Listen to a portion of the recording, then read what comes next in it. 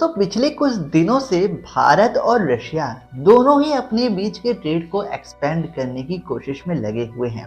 क्योंकि दोस्तों अभी तक जो ये ट्रेड हो रहा था वो इंडिया और रशिया के बीच में सिर्फ तेल को लेके था।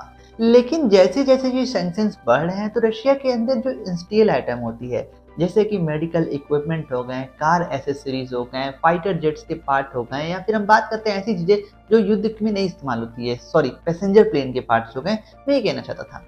अब यहाँ पे जैसे जैसे ये जो बिजनेस बढ़ रहा है इसको लेकर वेस्ट और यूएस बहुत ज्यादा गर्म हो चुका है और इन्होंने यहाँ पर इंडिया के ऊपर प्रेशर डालना शुरू कर दिया है। बीएचयू में चल रहे व्याख्यान के दौरान यही सवाल डॉक्टर एस जयशंकर से पूछा गया, तो डॉक्टर एस जयशंकर ने कहा कि देखो भाई, पहले आप ये एक छोटा सा क्लिप सुन लीजिए, पूरा क्लिप मैं डिस्क्रिप्शन लिंक दे दूंगा। We will come under pressure. There will be countries who have never taken a clear stand on our problems asking us to take a clear stand on this. तो देखो इन्होंने सीधी सीधी बात में कहा कि देखो भाई, मैं आपसे ये नहीं कहूंगा कि अरे हम सही कर रहे हैं गलत कर रहे हैं। 100 की सीधी बात आप ये देखिए कि आपके बुरे वक्त में कौन साथ था। क्या कभी वेस्ट ने हमें अपना साथ दिया है?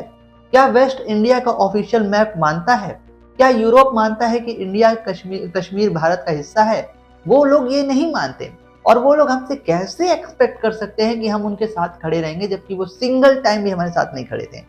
चाहे हम 1970 वॉर की बात कर लें, जब यूरोप और अमेरिका परमाणु हमसे भारत को खत्म करने आए थे, मैं तब की बात कर रहा हूँ, या फिर कारगिल वॉर की अगर हम बात कर लें जब यूक्रेन पाकिस्तान को लगातार टैंक सप्लाई कर रहा था।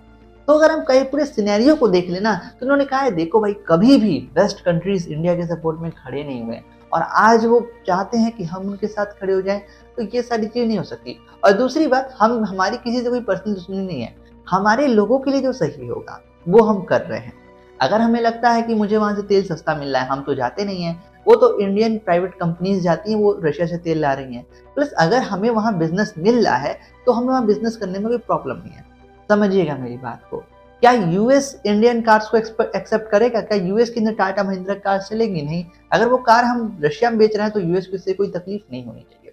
और बहुत क्लियर कट ओपिनियन यहाँ पे एक करारा जवाब दिया है पूरे वेस्ट को कि भाई, तुम हमसे पूछने से पहले तुम खुद देखो, क्या तुम हमारे बुरे वक्त में साथ थे?